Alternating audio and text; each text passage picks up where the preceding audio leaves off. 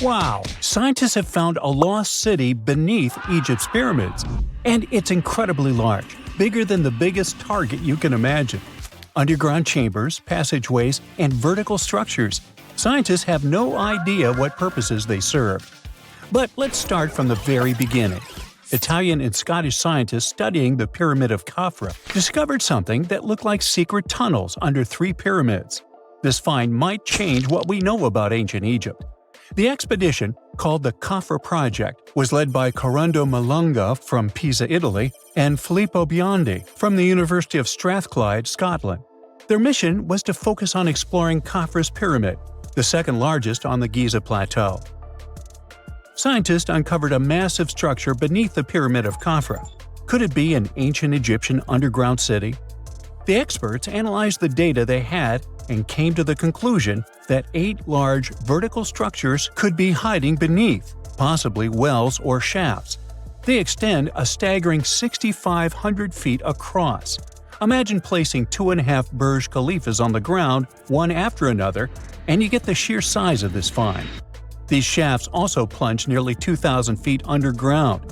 Some of the deepest underground stations in the world are located at a mere 380 feet underground or so. These cylindrical shafts are surrounded by spiral paths. Picture some old Gothic castle. They're connected to 2 giant, weirdly shaped chambers. Are those cubes? Or possibly bowls? Each of these chambers is likely more than 260 feet across.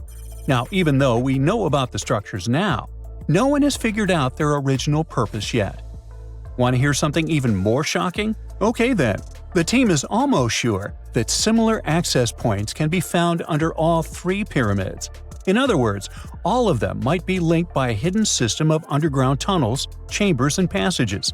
Even deeper, about 4,000 feet under the surface, there might be more unknown structures. And doesn't it add to the mystery? But the coolest news is that, according to some team members, these hidden structures near Giza pyramids could align with the legendary Halls of Amenti. In ancient Egyptian mythology, it's a place where people are believed to arrive when they're close to the end of their days. There, they are said to take a 3-day-long trial, facing their biggest fears. Now, how did scientists even discover these hidden spaces? To uncover them, researchers used 2 satellites positioned 420 miles above Earth. They sent radar signals to the Giza Plateau, and these signals generated detailed images, which were later compiled into a 3D model of the underground layout, including the newly detected shafts. Then, using synthetic aperture radar or SAR technology, which is a type of radar that can penetrate through stone, the team also spotted 5 small room-like structures hidden deep within the pyramid. One of these chambers contained a sarcophagus, which was once thought to be the tomb of Pharaoh Khafra. But now, scientists believe this was a mistake. The true burial site is likely to be elsewhere. In any case, these 5 hidden rooms were completely unknown before the scans. They seem to be arranged in the center of the pyramid and are linked to underground pathways leading somewhere below the structure. There's an opinion that these tunnels could lead to more hidden chambers and wells. Some of them might be around 4,500 years old. Wow! What if they help us solve ancient civilization mysteries? Preliminary data suggests that all this underground space can be much more than a few empty chambers. There might be many more hidden structures near the Giza pyramids. How come? Well, the thing is, the structure appears to include hollowed-out sections with spiral pathways leading even deeper underground. Refining the images hinting at this could reveal an extensive subterranean network. It might be a whole city hidden under the surface. Now, despite the excitement surrounding these findings, there are also a lot of people who don't believe in the existence of the underground city. They're skeptical about the archaeological discovery in Egypt due to the lack of peer-reviewed verification. That's why several archaeologists and radar experts have challenged the validity of the claims. They've explained that the technology used to make the discovery may not be advanced enough to produce such detailed underground imagery. According to them, the 5 smaller chambers found near the surface could be natural formations, since the area had had sacred significance long before the construction of the pyramids. Some experts have even dismissed the use of radar methods in this context altogether. They call these methods scientifically unproven and question their accuracy. The discovery has also reignited discussions about ancient Egyptian myths and the possibility of hidden texts lying somewhere beneath the Giza pyramids. The layout of the newly detected underground chambers shares similarities with mythological accounts of the Hall of Records, a rumored chamber that could preserve early Egyptian wisdom. If confirmed, these findings could significantly reshape the understanding of Egypt's sacred topography. Plus, this lost city beneath Egypt's pyramid could become physical evidence of previously unknown underground structures. That's why the Khafra project is super eager to begin excavating to confirm their findings. But getting approval from Egyptian authorities is a challenging process. The discoveries still need to undergo peer review before they are accepted by the academic community. By the way, this recent archaeological discovery in Egypt comes on the heels of another discovery involving a weird structure beneath the Royal Giza Cemetery, which researchers believe is unnatural in origin. Archaeologists used remote sensing techniques and uncovered a mysterious L-shaped structure underground in the Western Cemetery of Giza.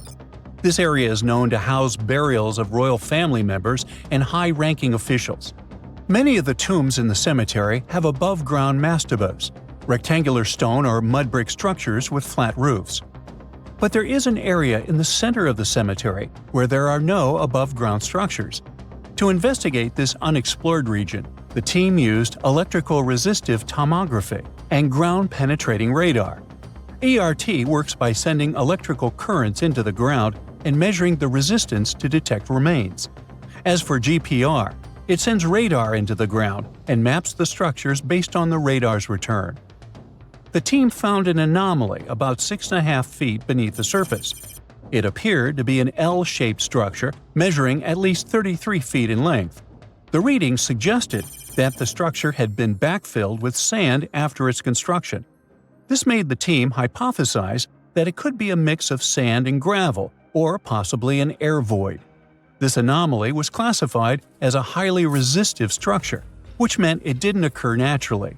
Motoyuki Sato, the study's lead author and professor at Tohoku University in Japan, claims that the structure is not a natural formation due to its sharp shape. Another weird thing about ancient Egyptian pyramids is that historians have long believed that they were built primarily for royals and high-status individuals who had the wealth and power to create such massive structures. However, new research from the archaeological site of Tombos in modern-day Sudan challenges this assumption. The thing is, Tombos' pyramid may have served as burial sites for low-status workers as well as elites. The hard-working members of ancient communities may have found their last resting place in some of the most visible monuments, including the pyramids.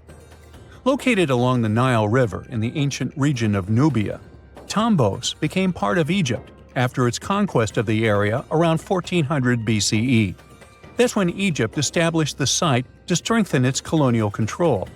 Workers at Tombos built pyramids, but those were much more modest than the famous pyramids of Giza. The research team reanalyzed 110 human skeletons from Tombos, originally studied in 2012. In particular, they examined the entheses, the areas where tendons and ligaments attach to bones. Such an analysis can give us insights into the amount of physical labor a person performed. When someone does hard labor, their bones often develop distinct crests and ridges at these attachment points due to the stress on the tendons and ligaments. And while some skeletons showed little change in their entheses, suggesting they belonged to individuals from the upper classes, others showed more serious changes. It means they belong to lower-class workers. This finding can totally challenge our earlier understanding of pyramid burials, especially the idea that only elites were buried in the pyramids, because the pyramids themselves were designed for the elite. This recent research may prove that lower-class workers may have found their final resting place in these monumental structures too.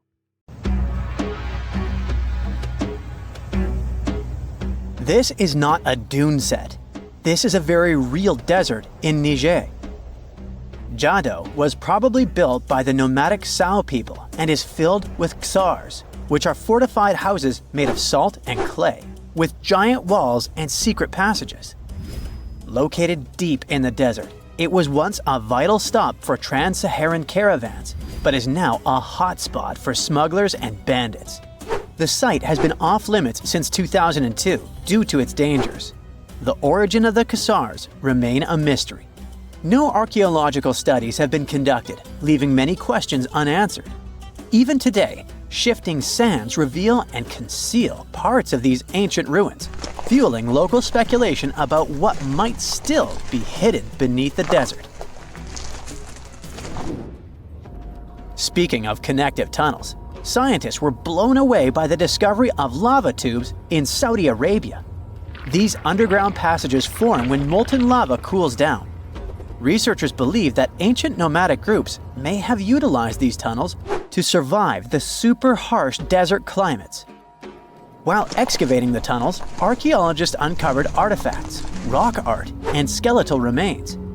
The art and animal bones show that the people who used the tunnels were probably sheep and goat herders. They're still piecing together whether these groups lived in the tunnels for extended periods or just used them as temporary shelters. The Great Pyramid of Giza has been standing for thousands of years, but it's still hiding secrets. Using special scanning technology, scientists found two hidden structures under an ancient burial ground. The first is a shallow L-shaped structure, and below it is a much larger space that could be a final resting place or a chamber. The smaller structure was filled with sand on purpose, while the deeper one might be an empty chamber. Experts believe the two are connected, possibly as an entrance leading to a secret chamber. This is big news because it might give us some more insight into who built the pyramids and why. The world is full of ancient writing, but some messages refuse to give up their secrets, like the mystery of the Bash Plemi tablet. This unusual stone, pulled from a lake in Georgia, is covered in symbols no one can read. Even with modern technology, experts are completely stumped. The tablet is about the size of a book, with 60 symbols carefully carved into its surface, but 39 of them don't match any known language. Some resemble scripts from ancient civilizations in the Middle East, India, and Egypt, but none are an exact match. To make things even trickier, part of the tablet is broken off, meaning a piece of the puzzle is missing forever. To rule out a hoax, scientists studied the tablet closely. They confirmed it's made of vesicular basalt, an extremely tough local rock. Whoever carved these symbols must have been really skilled. Based on similar archaeological finds, experts believe the tablet could date back thousands of years, possibly to the late Bronze or early Iron Age. Some symbols repeat, which could mean they're numbers. Maybe it's an inventory list, a record of battles, or even an offering to the deities. Until someone cracks the code, the Bash Plemi tablet remains an unsolved mystery from the depths of history. Experts are still stumped with what this Minoan disc might mean. The Phaistos disc is one of the most mysterious finds from the Minoan civilization. This 6-inch clay object, discovered in 1908, has strange spiral markings that no one has fully decoded yet. The disc has 241 symbols on both sides, showing everything from people and animals to tools and plants. Experts have come up with many theories about what the symbols mean.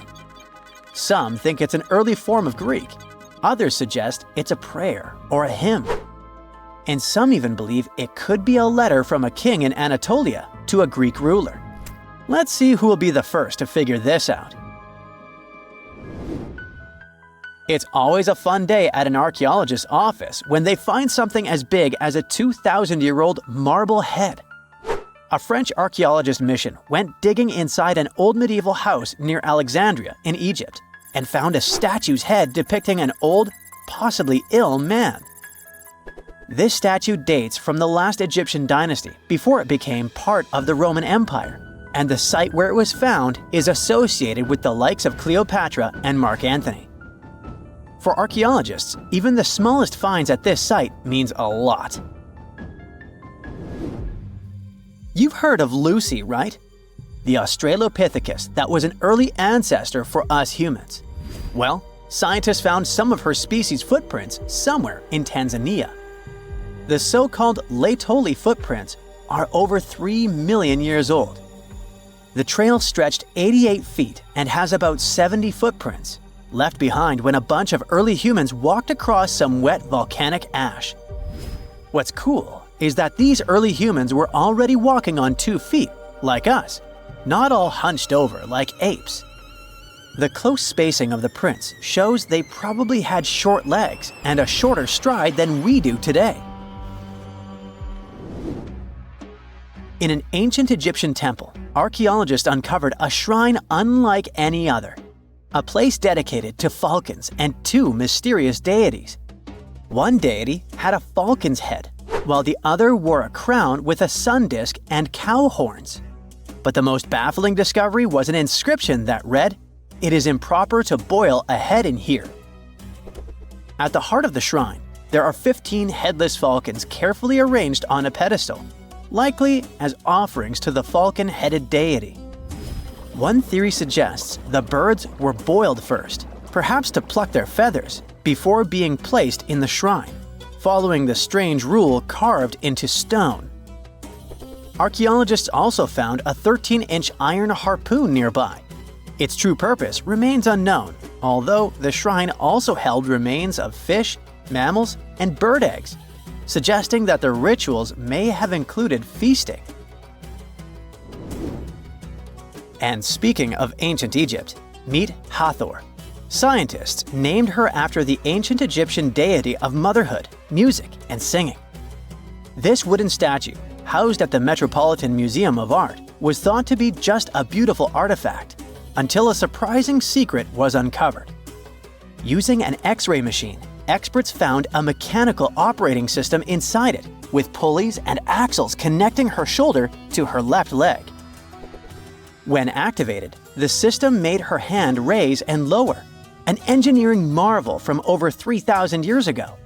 The statue was created during Egypt's Middle Kingdom, around 1800 BCE, and is often compared to 19th century automata due to its advanced design. It's believed the statue was used in religious ceremonies, symbolizing Hathor's role in dance and music. An unexpected discovery happened in northern Kuwait, where a Kuwaiti-Polish team uncovered a mysterious 7,500-year-old statue. The statue features an elongated skull, no mouth, narrow eyes, and a flattened nose. This feature is thought to be an Ophidian figurine, named after the Greek word for snake, and it was likely made by the Ubaid culture, a civilization known for their pottery skills. While no one knows exactly what role this weird statue played, it might have been linked to rituals or symbolic practices. Some scientists think these figurines, found in homes or final resting places, were tied to important cultural beliefs. We couldn't mention unresolved mysteries of this world without speaking about these elongated skulls. In the deserts of Peru, researchers uncovered 5 ancient skeletons, 2 with unnaturally elongated skulls. While head shaping was common in many cultures, these skulls defy explanation. Local legends tell tales of the so-called gentiles, a mysterious race banished underground by the powerful deities. Some say this is what the skulls represent. Others think this is some type of genetic anomaly, which was confirmed after finding an infant skull, too large to be artificially shaped. There are mysterious plasma bubbles floating around the pyramids of Giza.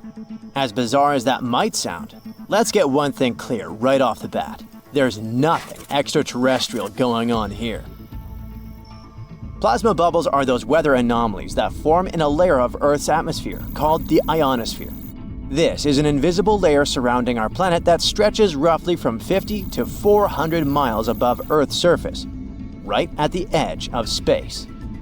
In this layer, The sun, being the giant hot power that it is, basically cooks gases, splitting them into electrically charged particles called plasma. Here's where it gets interesting.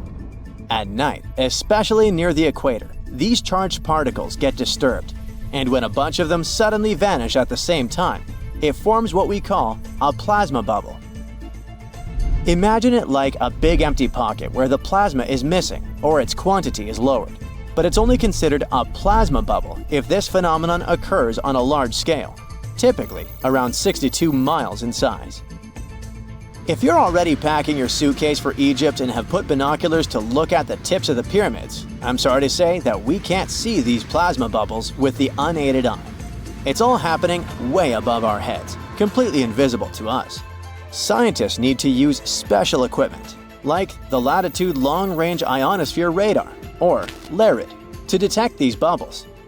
This advanced technology helps researchers track and observe the movement and formation of plasma bubbles in real time. This formation, by the way, can be triggered by solar storms. That brings us to November 2023, when an impressive solar storm occurred. On a scale from 1 to 5, this one was classified as a G3, which is considered a strong event. Solar storms occur when sunspots are basically cooler, darker areas on the sun's surface, release bursts of energy into space. These flares triggered several geomagnetic storms on Earth. While this might sound like doomsday stuff, it didn't disrupt our daily lives too much. In fact, it was great news for skywatchers, since the solar storm created stunning auroras, with the northern lights visible as far south as Greece and Turkey. But this particular storm in 2023 also had another interesting consequence. It caused the largest plasma bubble ever recorded by the Chinese radar. This phenomenon was so massive that it covered regions as far apart as the Egyptian pyramids and the Midway Islands in the Pacific Ocean. Now that's a huge distance, and it is a big deal for science. And that's because plasma bubbles are a growing threat to modern technology. Experts say they can disrupt satellite communications and GPS systems. So if you're using Google Maps or Waze and suddenly it can't figure out where you are, a plasma bubble might be to blame.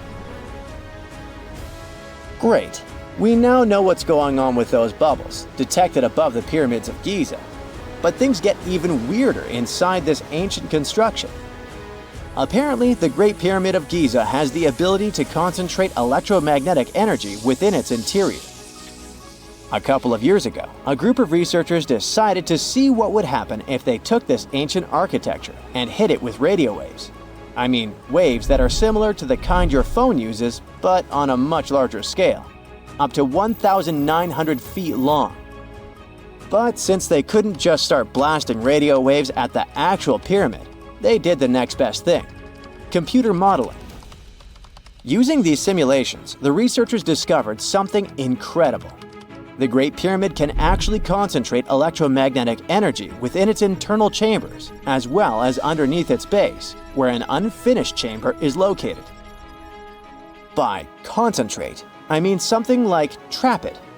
For example, when you shout into a cave, you hear your voice echo back, right? The sound waves don't just disappear, they bounce around and get focused. Similarly, when radio waves hit the pyramid, they don't just pass through or around it. Instead, they get absorbed, bounce around, and focus inside and underneath the pyramid. Our list of mysterious phenomena surrounding the Egyptian pyramids doesn't end there. Inside the pyramid, there's a long, narrow passage that leads to what's known as the King's Chamber. This room sits at the center of the pyramid, and it's believed to have been the final resting place of Pharaoh Khufu, the ancient Egyptian leader who commissioned the entire thing over 4,000 years ago. When visitors step into the King's Chamber, two things normally strike them: the room's incredible acoustics and its heavy, imposing structure, which is entirely lined with red granite. Recently, scientists have started to connect these two facts.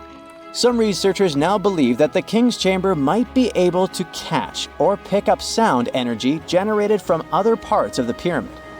In other words, this room might have been designed to amplify sound in a way that no other chamber in the pyramid can. To test this theory, researchers conducted an experiment where they sang in the Queen's Chamber, which is located directly below the King's Chamber. Here's where it gets wild. The music couldn't be heard in the lower underground rooms of the pyramid, but it sounded loud and clear in the King's Chamber. One possible explanation for this is the type of stone used in the King's Chamber: pink granite. Granite is known for its piezoelectric properties, meaning it can absorb energy from its surroundings, like sound vibrations, and convert it into electrical energy. This suggests that the chamber's unique acoustics might be due to more than just the shape of the room. It could be that the granite itself plays a role in amplifying and concentrating sound waves. According to scientists, these discoveries open up a whole new field of research into the pyramid's potential. Could the ancient pyramids have somehow harnessed the energy created by sound waves, or even Earth's natural vibrations?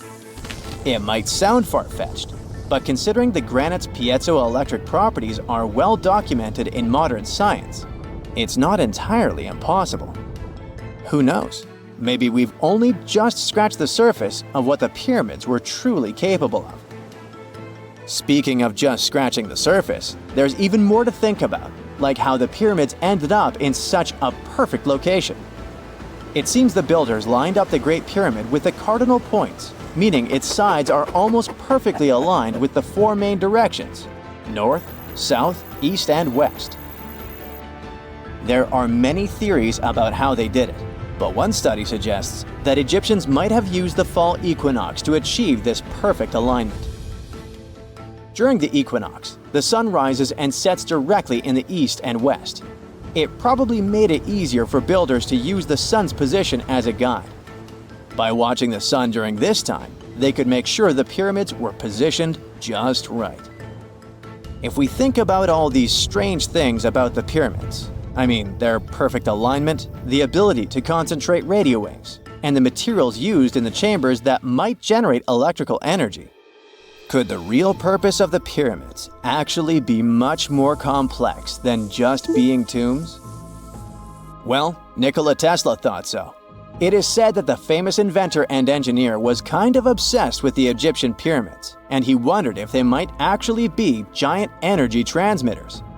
He believed the shape and position of the pyramids could help them function as huge generators, capable of producing free, limitless energy.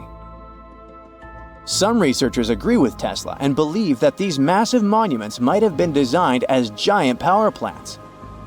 According to their theory, builders could have figured out how to move ions, those electrically charged particles in the atmosphere, by placing materials like copper, gold, and silver around the pyramids. So, it's definitely possible that the ancient Egyptians created a sustainable, renewable power source. Although this is a very interesting thought, we haven't been able to confirm this theory, and the true purpose of the pyramids remain one of humanity's biggest mysteries. The story goes that two Mayan twin boys loved to play ball. Sure, they were really good at it, but they also made a lot of noise when playing. The lords of the underworld soon became bothered by the sound and summoned the two boys to the underworld, a place the Mayans called Xibalba. As soon as the boys reached their gloomy destination, the lords of the underworld began putting them through a series of tests. Soon enough, the inexperienced twin boys failed the tests and lost their lives. But this was not in vain.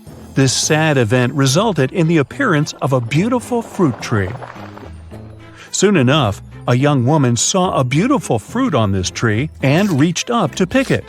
Legend has it that soon after that, she gave birth to another set of twin boys named Hunahpu and Xibalbaqui.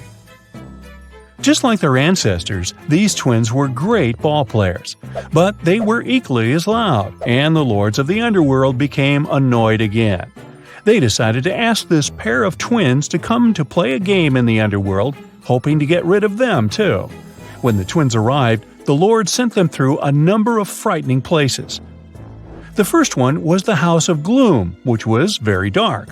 They then passed through the House of Knives, where they had to avoid getting injured. The twins then built a fire in the House of Cold, so that they didn't freeze, and ran through the house of jaguars, where they tricked the animals into not eating them. Finally, they entered the house of bats, where they seemed to have lost their luck.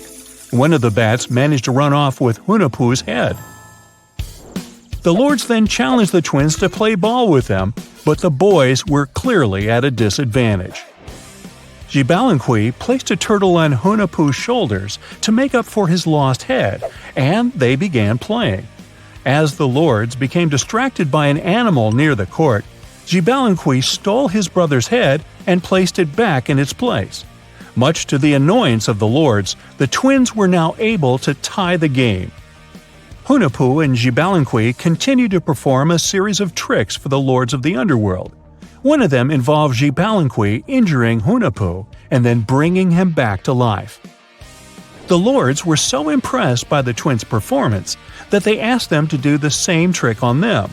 Of course, the twins agreed, but after performing their trick on some of the lords, they refused to revive them. Seeing what had happened, the lords of the underworld admitted defeat and begged for their lives, promising not to intervene in the lives of people ever again. Hunahpu and Gibalanqui were happy to have avenged their ancestors and gained the respect of the lords. Legend has it that the lords of heaven were so impressed by the twins that they took them to live in the sky by turning them into the moon and the sun. The Maya civilization was one of the most dominant indigenous societies in history, and their folklore and traditions are still discovered and studied today. They used to live in a territory called Mesoamerica.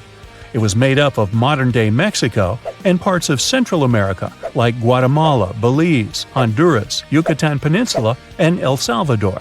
They lived from 1800 to 900 BCE and up to 900 to 1500 CE. Apart from their impressive legends, the Maya were very skilled inventors. They're known for their calendars, writing systems, farming methods, and sports. Their writing, for example, was found preserved on buildings and stone monuments, as well as in rare books and pottery. It's a system made out of more than 800 hieroglyphics in various combinations. Each of those signs was said to represent a syllable. Their writing system was deciphered by accident by Tatiana Proskorakov, an American woman who initially studied to be an architect. Since she didn't find a job in her field, she eventually became a Mayanist in her own right, despite not being academically trained. She was the first to notice that the Mayan upended frog glyph meant birth, and that their toothache glyph meant the date when the king ascended to the throne. It made it easier for scientists to pinpoint birthdays, as well as the names of the rulers of a specific Mayan dynasty. They also invented the concept of zero, which is seen as one of the greatest innovations in mathematics, physics, and human history altogether. Sure, even back then, people understood the idea of having nothing, but the concept of zero as a number is a relatively new invention. A fun fact about Mayans is that they really liked hats. The bigger your hat was, the more important you looked. Not only was it a sort of fashion statement, but it also made them look taller, which was a big deal for their aesthetic. The Mayans also came up with one of the most intricate and complex calendars in human history. It was the first to use zero as a placeholder. Their calendar ended on December 21st, 2012, which led some people to believe that it translated to the end of the world. Obviously, that was not the case. It just so happened that the date coincided with the end of a Mayan cycle of years. But as advanced in science and astronomy as they were, they did make some mistakes. One of them was their belief that the world was flat. Their theory was that the four corners of the world were watched by the brother lords, who kept the sky from falling over their lands. Hats off for their menus, though, as they were well-known chocolate eaters. They turned eating chocolate into a form of art. The drink they made wasn't really like the hot chocolate we enjoy today, though. The recipe included mixing cacao with water, honey, chili pepper, cornmeal, and other ingredients to make a foamy, spicy drink. The ritual of drinking cacao was a crucial part of their celebrations. We're not done discovering all the amazing parts of their architecture and civilization. It was only a few years ago that a Maya pyramid was found at Tonina, in the Mexican state of Chiapas. It was estimated to be more than 1,000 years old. The reason why it escaped archaeologists for so long was that it lay hidden under what was believed to be a natural hill. The ruins of 2 Mayan cities have been recently discovered in the Mexican state of Campeche. Why didn't we find them until now? Well, they were concealed by really thick vegetation, which made it difficult for archaeologists to reach them. The Mayans didn't just disappear. Their descendants are still around today, many of them choosing to live in their ancestral homelands. You can find them in Guatemala, for example, where the Maya people make up the majority of the population.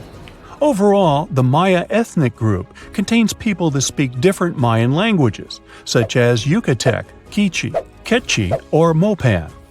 They had no idea what a spa day was, but the Mayans really enjoyed a nice sweat once in a while.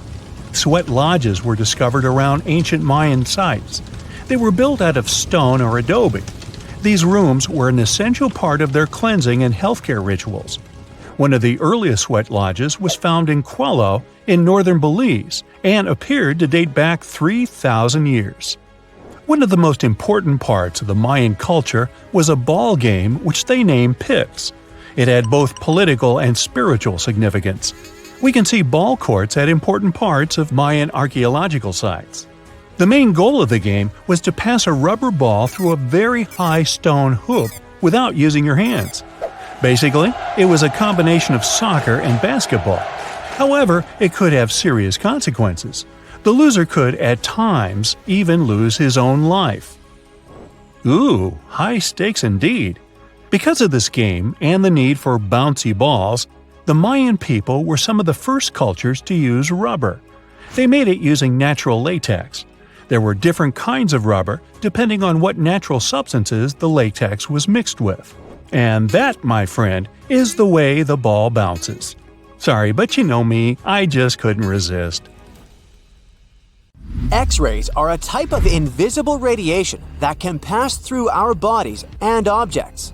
They're very important in the field of medicine because they allow doctors to see inside our bodies without having to perform surgery. Now, let's dive into how X-rays work. They're a kind of electromagnetic radiation, just like light or radio waves. However, they have much higher energy than light, which makes them able to go through objects that light cannot. Imagine you have a powerful flashlight. If you try to shine it through a wall, the light won't go through because the wall is too thick. But these rays have enough energy to go through walls and even our bodies. The discovery of X-rays happened by accident in the late 19th century. A scientist was experimenting with cathode rays, which are a type of radiation. He was working in his lab and noticed that a nearby fluorescent screen started to glow, even though it was not directly exposed to the cathode rays. He realized that something invisible was causing the fluorescence, and he named it X-ray, because X is the mathematical symbol for something unknown. He continued experimenting with such rays and discovered that they could pass through many objects, like flesh and bones, but not through denser materials like metal. He also found that X-rays could create images on photographic plates, just like a camera takes pictures. The way this works is quite fascinating. Imagine you're standing in front of a bright light and you hold your hand in front of your face. Your hand blocks the light and you can't see through it. But if you place a sheet of tissue paper in front of your hand, some light will pass through, and you'll be able to see the outline of your hand. X-rays work in a similar way. When a doctor wants to take an X-ray of a part of your body, they will ask you to stand or lie down next to a machine. This device has a special plate that can capture the image. Let's say the doctor wants to further examine your arm. They will place the X-ray plate on one side of your arm and the machine on the other side. Then, the machine will produce a controlled burst of X-rays that pass through your arm. Remember how we talked about the tissue paper allowing some light to pass through? Well, in this case, some of those X-rays will go through your arm, while others will be absorbed or blocked by the denser parts of your body, like bones. The plate captures the X-rays that pass through your arm, and it creates an image. This image shows the bones and other structures inside your body, allowing the doctor to see if there are any problems or injuries. Now, you might be wondering why X-rays can pass through some things but not others. It has to do with the density and composition of the objects. Denser materials like bones absorb more X-rays, so they appear white in the image. So when you look at the result, you'll see your bones as white shapes. Other tissues like muscles and organs are less dense and allow some of those rays to pass through, so they appear as gray shadows. What if I told you there's a whole new way you can peek inside objects, but without using X-rays? I'm not talking about magic powers. Take a comfortable seat while I explain what muography is. This fascinating scientific technique allows us to see inside objects and even beneath the Earth's surface using a special type of particle called a muon. These elementary particles are very similar to electrons, but they're much heavier. They are created high up in the Earth's atmosphere when cosmic rays, which are particles coming from space, collide with the air molecules. Now, muons are special because they can pierce through different materials. They can pass through rock, soil, and even buildings. Scientists realized this potential back in the 1950s when they were studying cosmic rays and noticed that some of the particles could pass through thick materials. The first muography experiments took place in the 60s. Specialists discovered that muons can be detected using special devices called muon detectors. These detectors are usually placed underground or in specially designed laboratories to shield them from other particles and background radiation. Now let's dive into how muography actually works. Imagine you have a large object, like a pyramid, a mountain, or even an ancient statue, and you want to see what's inside without damaging it. First, detectors are positioned around the object or in the area you want to examine. These detectors are sensitive to muons and can track their paths. When such a particle passes through a detector, it leaves a trace, like footprints in the sand. By collecting data from multiple detectors, scientists can reconstruct the paths. Here's where things get really cool. The Earth's atmosphere acts like a natural filter for muons. It turns out that the more massive an object is, the more particles it will block. So, if you have a large, dense object like a mountain, fewer muons will pass through it compared to a smaller, less dense object, like an empty box. This difference in the number of particles that reach the detectors can give us clues about what's inside the objects. Scientists use computer algorithms and mathematical techniques to analyze the data and create images. These images represent the density distribution of the object being studied. It's like creating a map that shows where the densest areas are and where there's gaps inside the object. The concept of muography is similar to using shadows to understand the shape and size of an object. Imagine you're standing in front of a bright light and you place your hand between the light source and a wall. You'll see a shadow of your hand on the wall. Based on the shape and size of the shadow, you can get an idea of what your hand looks like, even though you can't see it directly. This technique has been used to study various objects and structures. For example, scientists have used it to explore the inside of volcanoes and pyramids, and even to investigate the structure of mountains and the Earth's crust. With the help of this amazing technique, scientists have now uncovered new information about the Great Pyramid of Giza. They discovered something that had eluded tomb raiders for centuries. They found a hidden chamber. And guess what they named it? The Big Void. Yeah, I know, not the most creative name. They even used 3 different muon detection techniques just to be super sure that it was indeed a big, mysterious void inside the grandest pyramid of them all. Once news got out about this mind-boggling discovery, Egyptian authorities couldn't resist the temptation to explore further. So, they brought in an endoscope camera to confirm the existence of this epic void. So, they inserted a camera through one of the openings underneath the entrance, and voila! It revealed a corridor. More so, the corridor had a chevron ceiling. I can't help but imagine the ancient Egyptians using it as a cool dance floor. Another team of scientists decided to take another shot at scanning this newfound void. According to them, the Great Pyramid of Giza is a pioneer in the pyramid game. It used a technique called chevron to cover internal structures and keep them from collapsing. Now, why did the ancient Egyptians build this corridor and the grand void it leads to? One theory suggests that the corridor was built to relieve pressure inside the pyramid. Another theory says that the void could be a result of the pyramid's construction process. It could have been an internal ramp used to move roof blocks into position, and then it was left there or filled loosely with rubble. According to other enthusiastic explorers, there might be another burial chamber waiting to be discovered. They believe that the pyramids were built with a dash of randomness in the construction process. As the builders worked their magic, they realized that some chambers wouldn't be able to handle the weight of a majestic sarcophagus. So they made adjustments on the fly, creating new plans as they went along.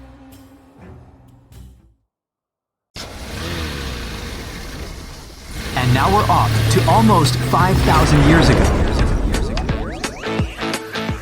Let me take you to ancient Egypt, where back in 2550 BC, guess what?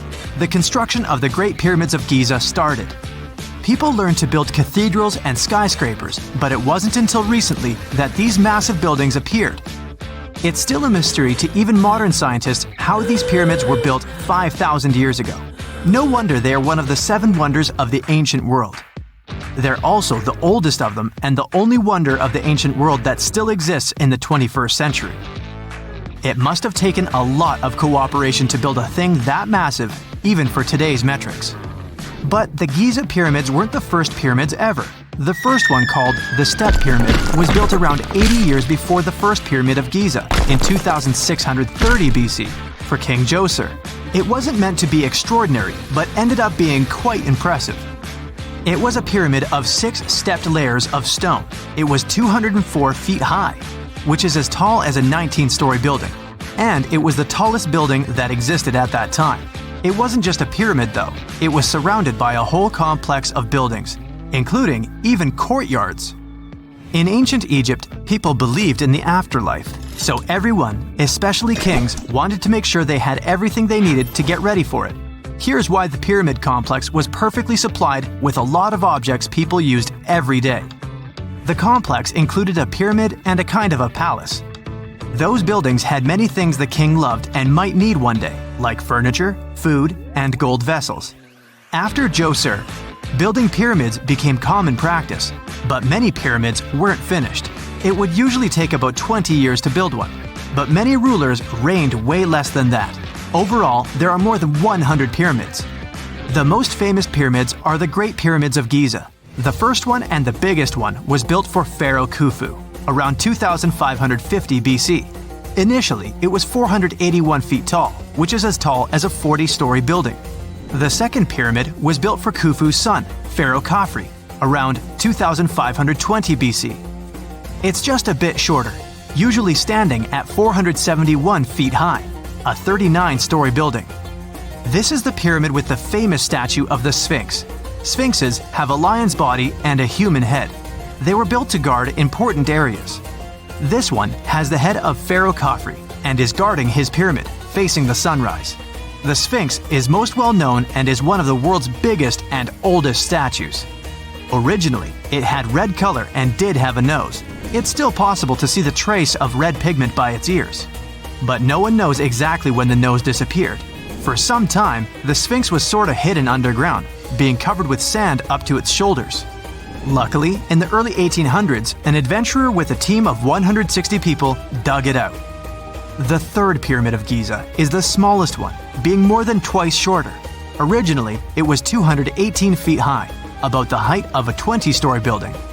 Built in 2490 BC, it was a pyramid for Khafre's son, Menkaure. The pyramids are designed to align with the points of the compass, and their sides symbolize the rays of the sun. But back at the time, there were no compasses. Ancient Egyptians figured out the directions themselves, and with amazing precision. To align the pyramids, they used 2 constellations, Originally, the pyramids were covered in smooth white limestone and had a gold-silver top to reflect the sun. Later, the white limestone was taken from the pyramids by other kings and used for other buildings. Scientists estimated that ancient Egyptians used about 2.3 million stone blocks to build the first pyramid. Each block weighed more than 1 ton. This is the weight of a rhino. Some blocks were even bigger, being almost as heavy as an elephant. 4.5 millennia ago, there was no modern equipment to help build it. There were no machines, no wheels, and even no steel. The only metal available to them was copper. Even today, scientists aren't sure how the Egyptians managed to build the pyramids. There are no records left that would shed light on it. Some even think that Egyptians wanted to keep it as their secret and didn't even record it on purpose. Many believe that poor people and foreigners built the pyramids, but it's not true. Actually, the builders were very skilled workers, and they were fed and paid well. The archaeologists claim that the builders lived in a nearby temporary city and were a highly organized community with a strong leader. Scientists say that around 20,000 people worked on each pyramid complex, and it took about 20 years to build each. It probably was a national project. The construction site was large in resources, and food and essentials were likely to be contributed from all parts of Egypt. Even with all that support, it remains unclear how people managed to cut, transport, and assemble those huge stones. One of the theories suggests the stones were most likely transported on boats down the Nile River. Then, there was a harder part. They had to be moved to the construction site. For that, they probably used wooden sleds. It wasn't very hard to pull them because the sand mixed with the right amount of water was pretty slick. And 10 people could move a sled even with a rock weighing 1 ton pretty easily. Finally, one last problem. The stones had to be lifted and put into place. Archaeologists have discovered the remains of the ramps system that dates back to when the pyramids were built. Most likely, the Egyptians designed a unique system to move and pull huge stone blocks, but no one knows what it looked like exactly. The most common opinion is that there were several ramps around the pyramid to help move the blocks. The ramp was growing with the pyramid getting higher. They suppose people were walking up the stairs, pulling the stone on the wooden sled up in the middle on the sandy ramp. But this is just one of the options. Others say that the ramps were going around the pyramid. Some say the ramps were inside the pyramid. But we'll never know for sure, and it'll forever remain a mystery, just like the ancient Egyptians wanted. Surprisingly, there's not much inside the pyramids. Most of it is just solid stone with very little open space. But let's take a quick look inside the biggest of the pyramids of Giza.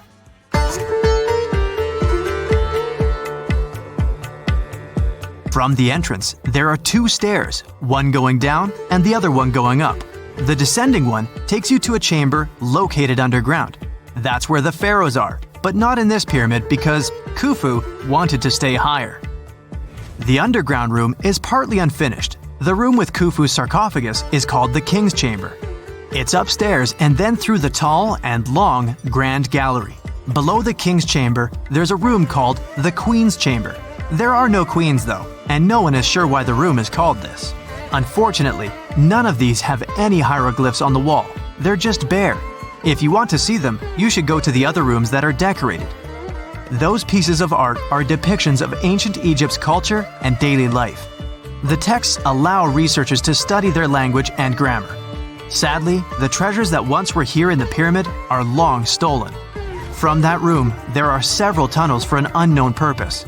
There are many tunnels and passages inside the pyramids. There are many chambers and shafts and secret ways. Scientists have been sending little robots with cameras there for some decades already.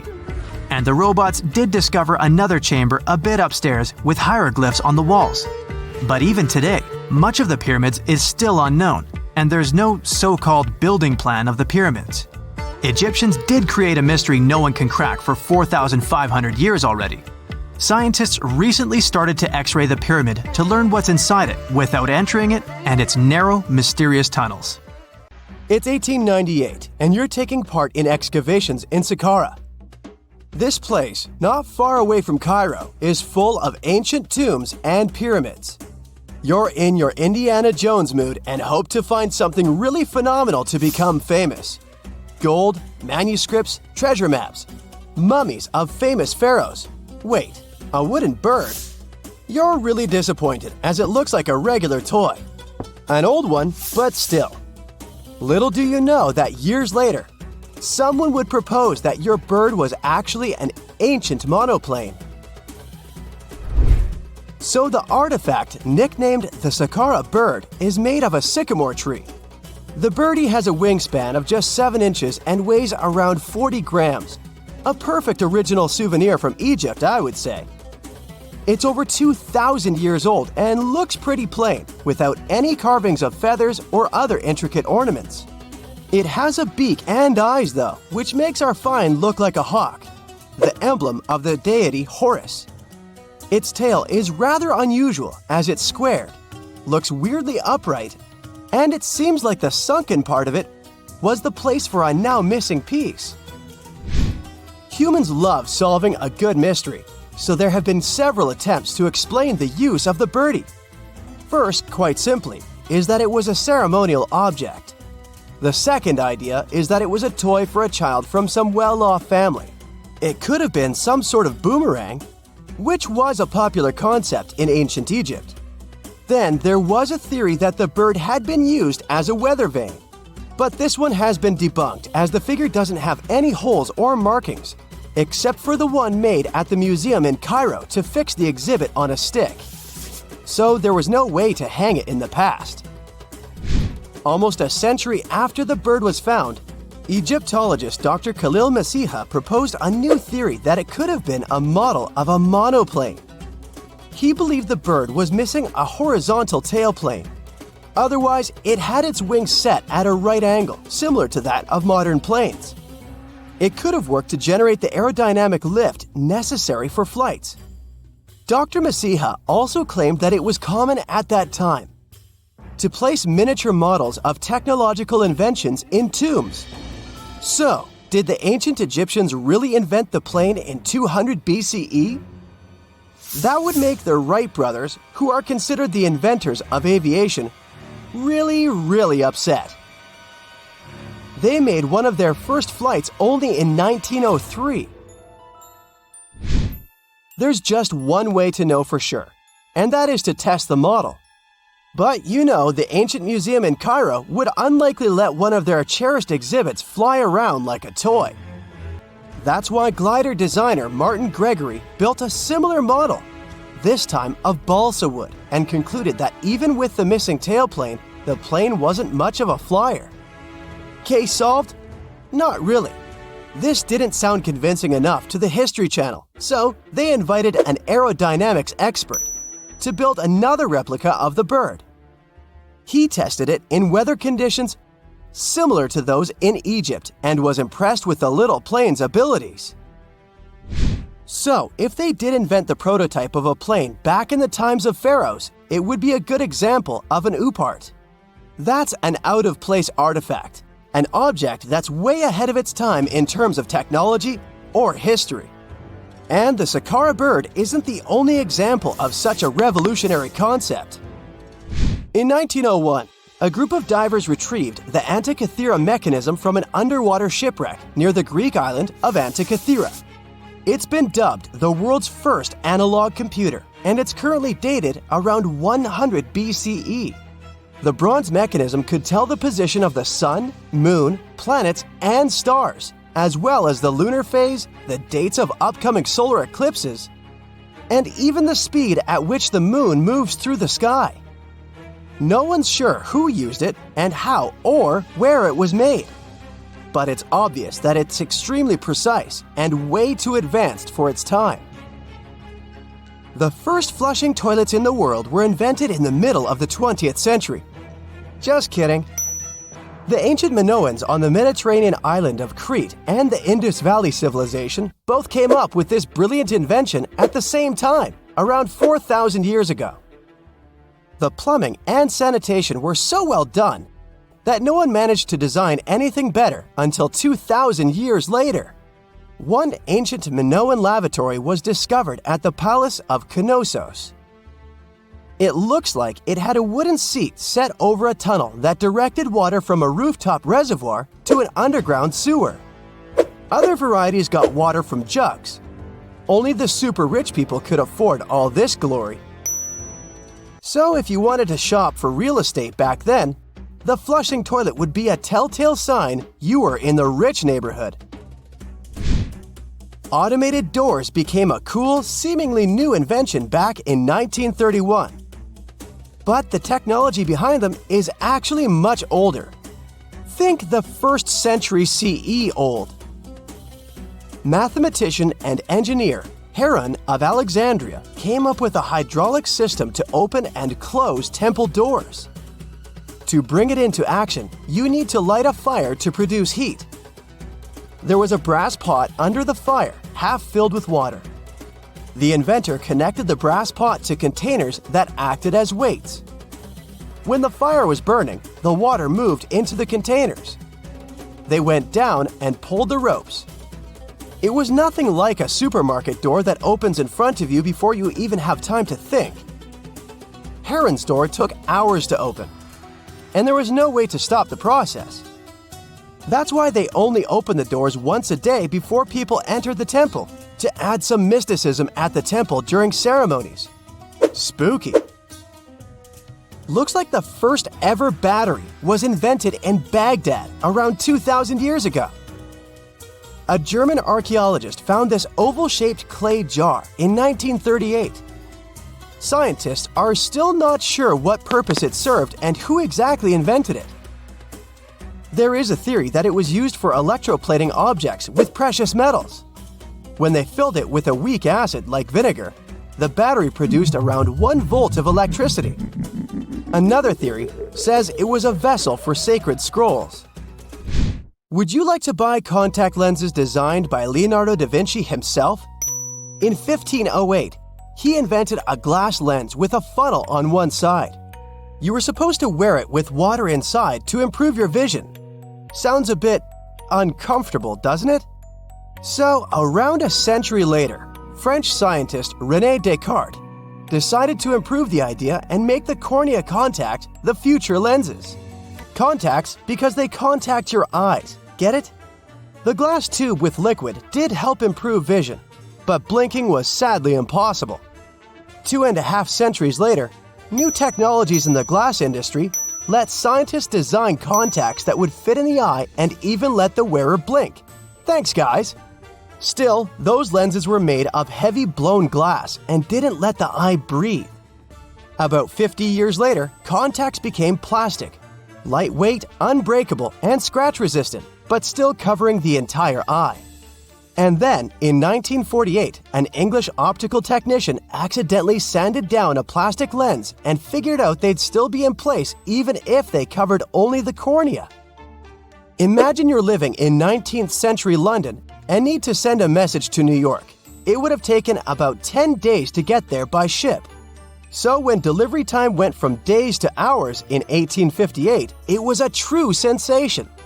The first message was sent by Queen Victoria herself. It was all made possible thanks to the Transatlantic telegraph cable, running under the ocean. Sadly, the new cool invention only lasted a few weeks.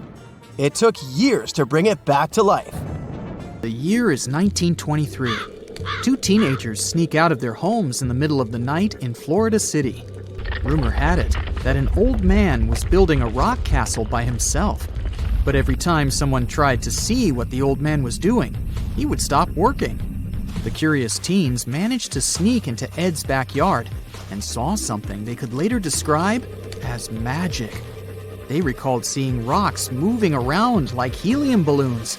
The old man was moving up to 30 tons of stone by himself to build his castle. Even if he didn't allow anyone to see him working, he would proudly talk about it around the town. But whenever people asked how he was building a stone castle all on his own, he simply answered, "I cracked the secret of the pyramids." This story begins in Latvia, Edward Leedskalnin's home country. Edward was born in a small village on January 12, 1887. He was born in a family of stonemasons, which is probably where he learned ancient techniques of building. However, he grew up as a sickly boy, which meant he could never carry much weight or undergo heavy physical activity. At the age of 26, an unfortunate turn of events determined Ed's fate. The love of his life broke off their engagement, and heartbroken Ed decided to move to the United States. He lived in a couple of American states before finally moving to Florida, where his life's adventure started. Ed spent years searching for the right spot of land to build his dream house. He always rejected good farmland. When people wondered why, he only smiled. Finally, when he bought land of his own, it was deemed terrible by his close friends. The soil was bedrock. He could neither plow nor farm it, but it seemed perfect for what he was seeking to build. Ed's close friends would often describe him as eccentric. When asked why he wanted to build a house, he would only say, "It's for my sweet 16. Someday she's coming back." Then, he changed the topic of the conversation. It took Ed about 30 years to finish Coral Castle, and he did it all by himself. He would only work under the cloak of night and never let anyone see what he was doing. The completed Coral Castle embodies a number of unsolved mysteries. If you were to visit the site back then, you'd have to go through a 9-ton, 8-foot-tall revolving gate door that even a kid could push with just one finger. Ed was so proud of this door that he originally named the site Rock Gate Park. It was renamed Coral Castle only much later, after Ed's passing. Once inside, visitors would access the incredible wonders of Ed's constructions: towers, mystic symbols, furniture, and swing sets, all made entirely of monolithic blocks of stone. The stones are set on top of each other, using only their weight to keep them together. And believe it or not, the entire park gathers around 1,100 tons of stone. Today, if you visit Ed's living quarters, you'll even see the simple instruments he used to construct all of this: chisels, hammers, ropes, and pulleys. The type of work he did is difficult even with modern-day equipment, let alone without it. Coral Castle's main mystery lies in how Ed managed to do it. The only photograph of Ed Leedskalnin at work shows a simple leverage structure of a chain hoist attached to a wooden tripod. The tripod was made of old telephone poles with a small wooden box on top. What was in the box is, of course, a mystery. Unfortunately, he took his secrets with him, not sharing the truth of his work with anyone else. Yet, not all is lost, as there are many theories and speculation surrounding what could have happened there. One theory says that there is a harmonic grid inside the Earth's surface, something that would create anti-gravity spots around the globe. It's believed that Coral Castle was built in such a spot. This could explain why it took Ed so long to find land that pleased him. Maybe what he was looking for was a place that allowed him to experiment with anti-gravity forces. Yet, whenever Ed talked about his work, he would say he understood the laws of weight and leverage, and, sure thing, that he had cracked the secret of the pyramid builders. And what secret is that, you might ask? According to Ed himself, it has to do with magnetism. He even published a pamphlet called Magnetic Current. There, he explains that every object has magnetic particles inside of them.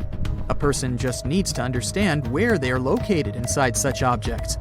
This way, objects can be lifted and moved around without much effort, just like moving something heavy underwater. Researchers say that if we assume Ed Leedskalnin and the pyramid builders used the same technique, then it would only have taken 4,700 workers to build the Great Pyramid of Giza, instead of the 20,000 to 100,000 that is currently estimated. But this story just keeps on getting more and more mysterious.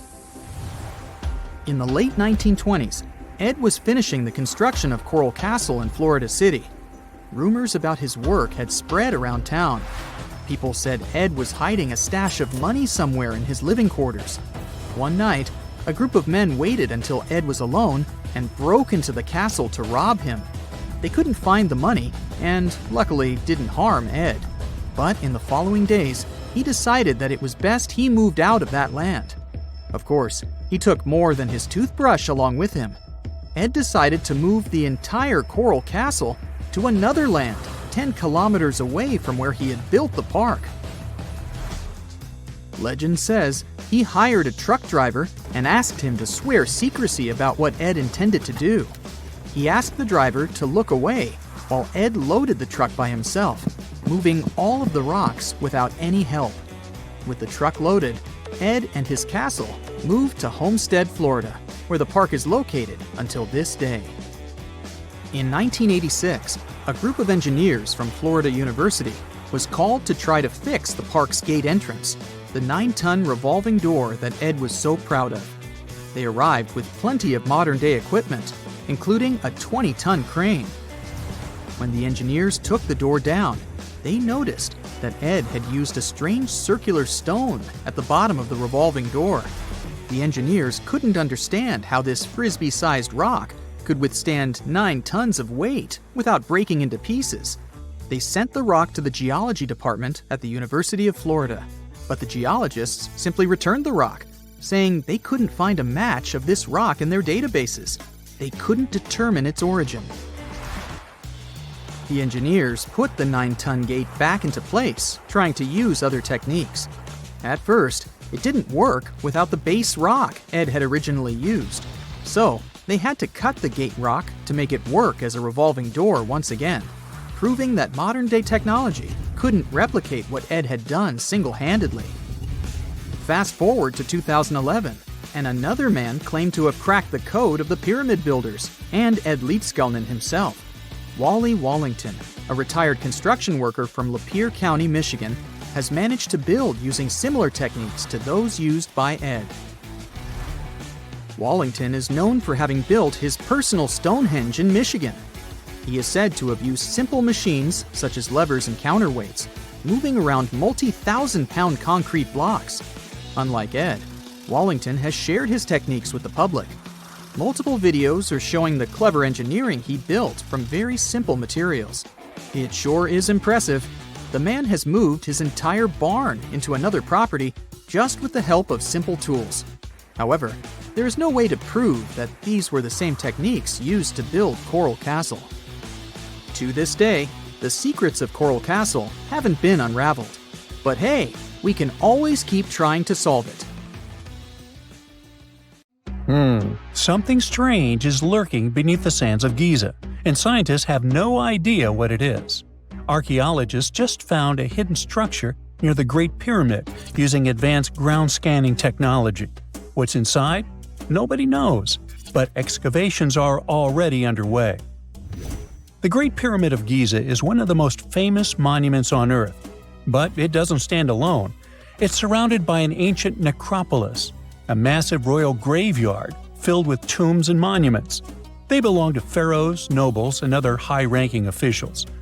Most of these tombs are above the ground. They're called mastabas, rectangular, flat-roofed tombs built from limestone or mud brick, and they've been studied for decades.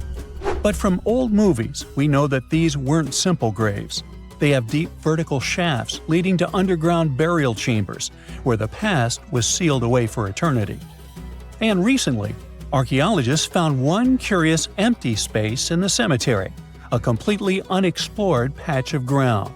No mastabas, no visible ruins, nada. For years they ignored it, but between 2021 and 2023, they decided to investigate. They didn't dig though. Instead, they used a technology that kind of acts like X-rays for the ground. These radars let scientists see the secrets hidden there. And there was something hidden beneath the sand, something deliberately buried and forgotten. A 2-part underground structure. One part was shallow and L-shaped. It's about 33 feet long and buried just 6.5 feet deep. But below that, a deeper, more mysterious anomaly, a structure completely different from anything else in the area. They called it a highly resistive anomaly, which means it's dense and solid, likely made of stone, sand, or even metal. And still, no one has a clue what's inside it. Now, it's clear that humans made the L shape. It wasn't formed by nature. And the shallower structure might have been an entrance to whatever is hidden below. But they only have some theories about what might be hidden there. It's also filled with sand and gravel. It was probably deliberately backfilled after its construction, perhaps to preserve this. Why? Well, we don't know yet. The archaeological team will need to excavate to understand what exactly this thing was and why it was built. The first guess is a lost burial chamber. Many tombs in Giza have underground burial sites, but most have clear surface markers. This one, for some reason, has nothing, but it could be one of them. The second guess is an ancient offering chapel. Egyptologists know that some chapels were built in this shape, but usually they were above ground, not buried like this. And finally, it might be something we've never seen before. If this turns out to be a new type of structure, it could rewrite what we know about the burials of pharaohs. The only way to know for sure is to dig it up, and that's exactly what's happening right now. Excavations are already underway. Archaeologists are racing against time to uncover the truth. But there's a real danger there too. Giza's fragile ancient structures need to be handled carefully. Otherwise, they could be damaged beyond repair. So all we can do is wait for the truth. Now, these tombs always held fascinating mysteries. Unfortunately, we'll never learn tons of these mysteries because of some relentless tomb robbers. Egyptian tombs were built to guard the bodies for eternity. But that absolutely didn't stop people from breaking in and stealing everything valuable inside. They've been bothering these ancient sites for thousands of years, starting way back in Pharaoh's times. Many of the most famous tombs, including those in Giza, Saqqara, and the Valley of the Kings, were looted. It was a common practice in ancient Egypt. And they were serious about this whole thing. They dug secret tunnels to bypass traps and walls, bribed or threatened tomb workers to get inside knowledge, cracked open sarcophagi to grab gold, jewelry, and artifacts. And by the time modern archaeologists got to most of these tombs, they had already been picked clean. The reigning pharaohs got tired of this infuriating nonsense. The Valley of the Kings, the famous burial ground of Egyptian royalty, was supposed to be the ultimate safe zone. Tombs were built deep underground, hidden in the desert. Passages were sealed with giant stone blocks. False doors and traps were added to confuse thieves. Even curses were written on the walls, warnings of horrible endings for anyone who dared to disturb the tomb, which is exactly where we got all those horror stories about mummies from. Spoiler alert, none of it worked. Most tombs in the Valley of the Kings were fully robbed within 100 years of being sealed. Even King Tutankhamun's tomb, one of the most famous in history, was broken into twice in ancient times. Some of them decided to try and fight back. The New Kingdom rulers built hidden unmarked tombs in a way that should have prevented the looters from finding them, but didn't work. Some pharaohs, like Ramses II, were moved in secret to prevent their bodies from being stolen. Nope, didn't matter. The grave robbers always won. That's because tomb raiders weren't just random thieves. They were skilled, organized, and well-connected. They knew exactly where to look. Many were the ones who had built these sites in the first place, and they knew where the entrances were. If they couldn't smash through the doors, they'd dig through the walls, floors, and even ceilings to break inside. They also worked fast, often within a few years after the tombs were sealed, before anyone forgot where the valuable stuff was. The Khufu's pyramid, the one that's next to this newly discovered structure, was looted long before modern times. The one thing left inside when explorers got there? An empty granite box where the sarcophagus used to be. Unfortunately, it's not just about gold. History itself gets stolen during these raids. Ancient Egyptians wrote detailed records of what exactly and where they buried. So when archaeologists compare these lists to what's found, they can see what's missing, which is often everything valuable. Most artifacts don't end up in museums. They just disappear into private collections, where they can never be studied again. Which is, of course, completely unfair.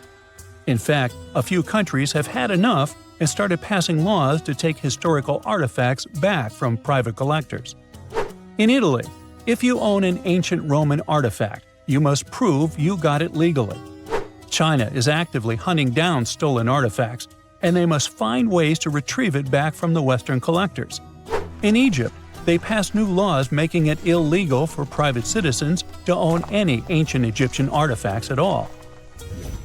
Other countries, like the US, the UK, Germany, or Switzerland, are completely fine with rich guys owning their history. The British Museum is built on looted things. European empires invaded half the planet and took whatever they wanted back home. Their museums are often full of such stolen artifacts, and unfortunately, they refuse to give most of them back. For example, the Rosetta Stone. It was taken from Egypt by Napoleon's army, then stolen again by the British after they beat the French. Egypt has been demanding to return for years, but they still can't get it back. Or the Parthenon marbles. These magnificent massive Greek structures were taken from the Parthenon in Athens by a British lord in the 19th century. Greece has been begging for them back ever since, but the UK doesn't feel like it. Not to mention tons of Mesoamerican artifacts, scattered in various museums across the world. European explorers raided Mayan and Aztec temples, took statues, jewelry, and sacred objects, and now Mexico is fighting to get them back. Well, wouldn't it be surprising even if this mysterious underground chamber has somehow been looted already? But if it's a newly found place, could it be one of the few that escaped the hands of grave robbers? Could there still be ancient artifacts, untouched for 4,500 years? We can only hope that those guys didn't get there first. When you hear the word mummy, you might get a chill down your spine. That's because most of us associate this word with those creepy characters we've seen in some scary movies. But in reality, mummies have helped us understand a lot about ancient civilizations, their rulers, and about how people used to deal with losing their loved ones. The people most famous worldwide for their mummies are the ancient Egyptians. They believed that some sort of existence after passing away was possible, if certain conditions were met. That's why they insisted on preserving the human body through the process of mummification and placing the mummy in a furnished tomb. Kind of like giving it a fully functioning apartment of its own. Why did they believe in this? Well, because they were deeply connected to their natural environment for the most part. They saw the natural cycles around them, like how the sun rose every day, followed by the moon, or how new life was always sprouting from plants, even after they had wilted away. They also believed that the powerful spirit Osiris, who represented the cycle of passing away and resurrection, played a role in this process. To prepare for the afterlife, the ancient Egyptians followed certain rituals, like mummification, which involved using materials like honey, resins, and incense to preserve the body.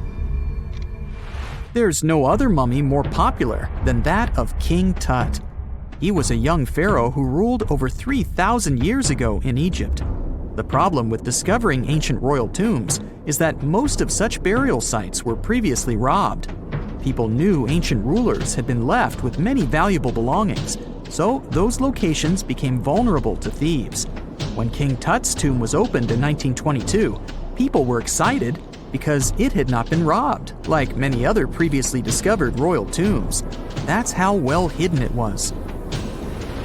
Inside, his mummy was encapsulated in a total of 3 coffins, including one made of gold.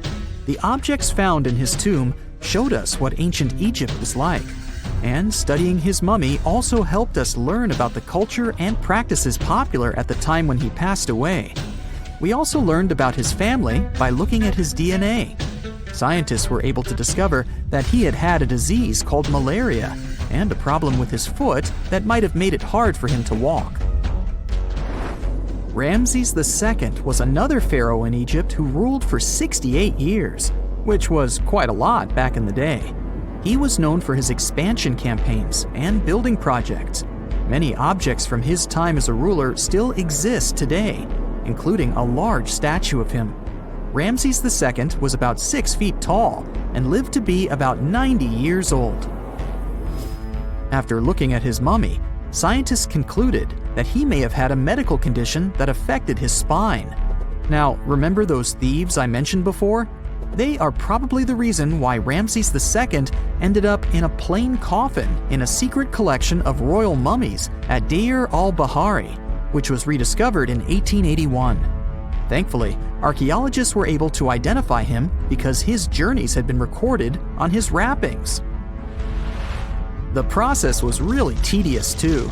In fact, in ancient Egypt, the mummification process could take a staggering 70 days to complete. A special person would say a very specific speech while delicately handling the body and drying it out using a type of salt called natron. They also used linen and resin to make the body look more lifelike and to wrap it in cloth. The tomb was equally as important for ancient Egyptians. The walls of King Tut's tomb, for example, were adorned with intricate artwork that depicted his journey to the afterlife, from his burial procession to his passage through the underworld. The ancient Egyptians believed that everyone made this journey after passing away, and they filled their tombs with items and paintings to help the person in their spiritual travels. Additionally, the walls of the tomb were decorated with spells from a special book, which contained a collection of poems that the Egyptians believed would help people reach the afterlife. And speaking of how important this journey was, people also placed food in these ancient tombs. In King Tut's tomb, archaeologists discovered 36 jars of vintage beverages and 8 baskets of fruit, which were believed to be left there to help him in his journey to the afterlife. The Egyptians believed that traveling to the afterlife took a really long time, so they left a lot of supplies, such as food and water, to sustain their loved ones. Pharaohs also generally had numerous luxurious garments and beautiful jewelry in their tombs to ensure that they would have a fashionable journey. These items included various types of linen clothing, such as tunics, scarves, gloves, and headdresses, as well as a lot of gold jewelry with precious stones, like bracelets, buckles, pendants, necklaces, rings, and even precious depictions of insects for protection. Some were also deposited with fans made from ivory and ostrich feathers to keep them cool in the afterlife. Some ancient rulers were even placed in their forever apartments along with boats. For example, Pharaoh Khufu built the Great Pyramid at Giza as his tomb, and a large ship was found inside. King Tut, however, was buried with multiple boat paddles, but no actual boat. Instead, he had 3 chariots and numerous walking sticks made of precious materials, perhaps indicating he'd rather travel to the beyond by land, not by water. Amongst the most interesting objects found near ancient mummies are bottles of oils and perfumes. If rulers were supposed to be fashionable, why not smell nice too, right? Also, some of them had some ancient kinds of board games, most of them made out of precious materials like gold or ivory. One of those games was called Senet. It was very popular amongst the ancient Egyptians and very similar to modern-day chess. The ancient Egyptians may have the most famous mummies out there, but they weren't the first to invent the procedure. In fact, it all started in South America with an ancient civilization named the Chinurro. As far as we know today, these people were the first to mummify their loved ones that had passed away. They did it somewhere around 2,000 years before the Egyptians started their own rituals. Sure, we can tell a lot about ancient rulers by studying these mummies, but until recently, we had no idea what they really looked like during their lifetime. Not so long ago, though, some very special mummy paintings were found by archaeologists studying ancient Egyptian objects. These mummy portraits are highly detailed paintings of individuals that were made while they were still alive. Such paintings were often painted on wood, as opposed to the classical portraits we all know about, which are painted on canvas. They are known for their realism and beauty, and have even been used by researchers to diagnose diseases by comparing them to the corresponding mummies. Some of these portraits also include depictions of jewelry, which was later found on the mummies. The recent discovery of these mummy portraits in Central Egypt is significant, as it marks the first time in over a century that such paintings have been found. Mummies appeared all around the world naturally, too. Mummification can occur without people intervening because of natural conditions, like extremely cold or hot environments, places with a lack of oxygen, or accidental exposure to chemicals that preserve the body.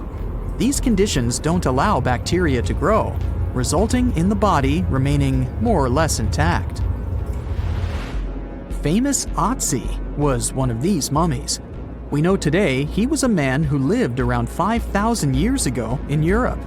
But upon his discovery in the Alps in 1991, Austrian authorities initially believed that he was a modern mountaineer because of how well preserved the body was.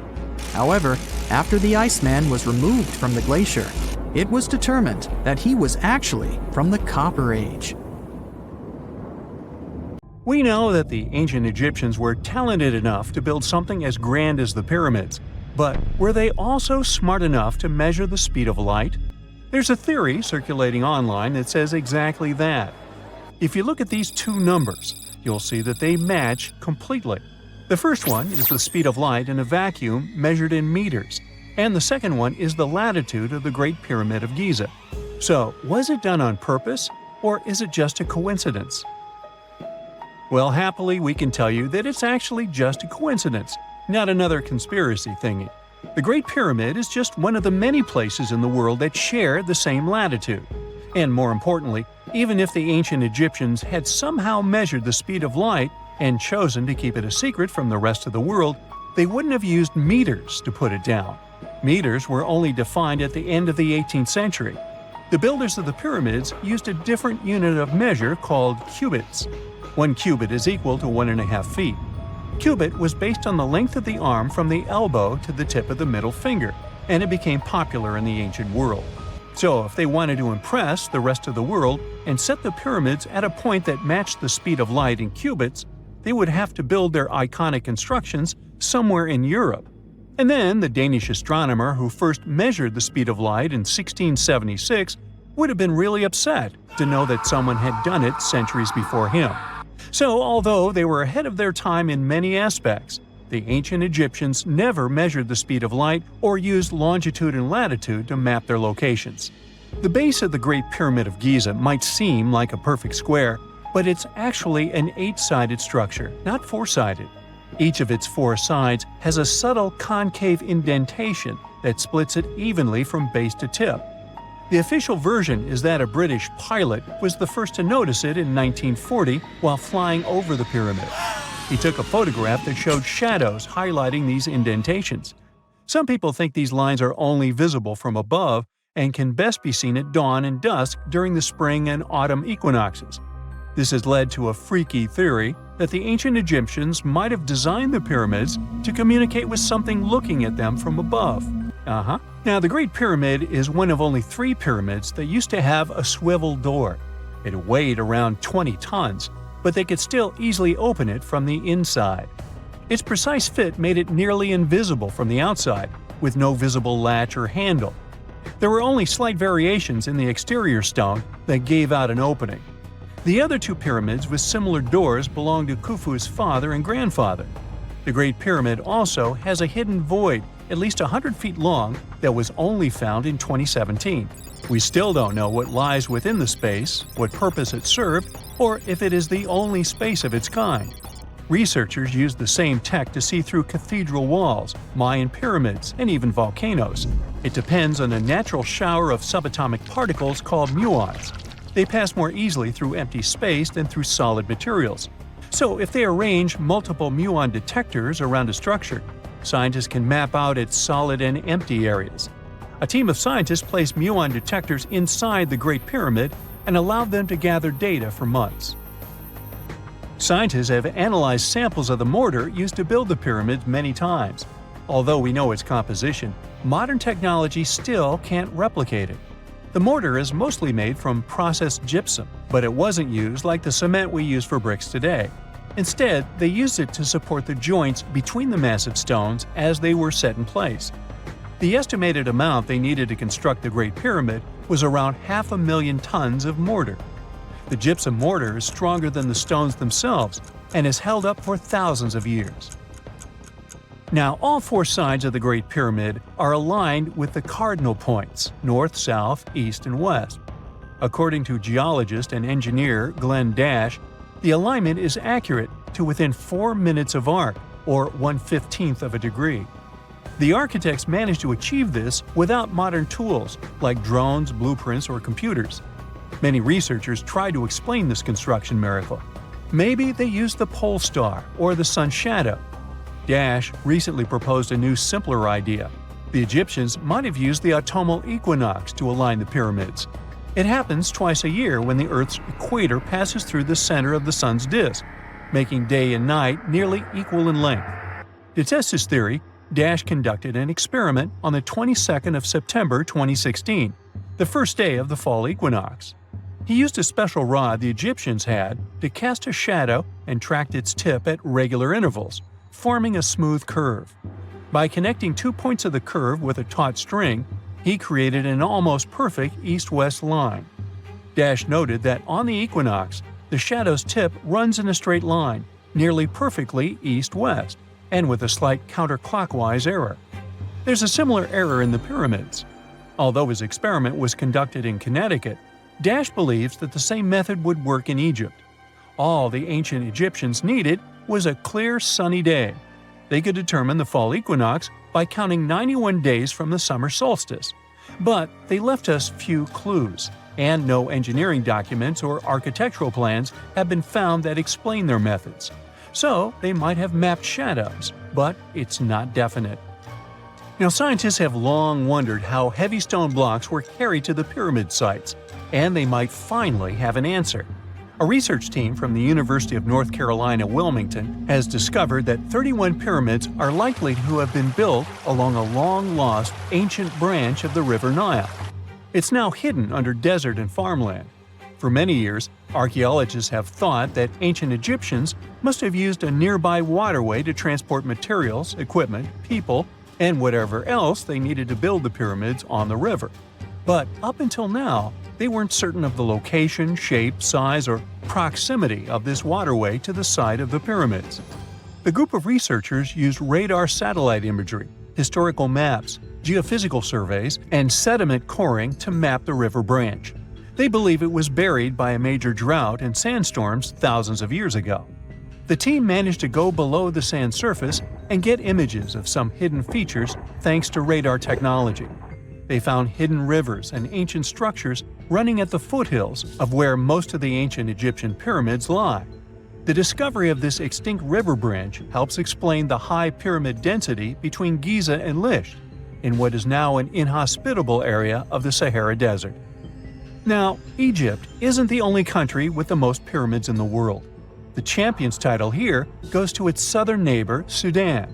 It has between 200 and 255 pyramids, compared to Egypt's measly 138. They were built by members of the Kingdom of Kush, an ancient civilization that ruled the lands along the Nile River many years ago. They started erecting pyramids around 500 years after the Egyptians had stopped doing it. Their pyramids are much smaller than the Egyptian ones, but were built for the same purposes. Archaeologists are still working to find out how the pyramids in the Sudan were built, how long it took to complete them, and what happened to their society.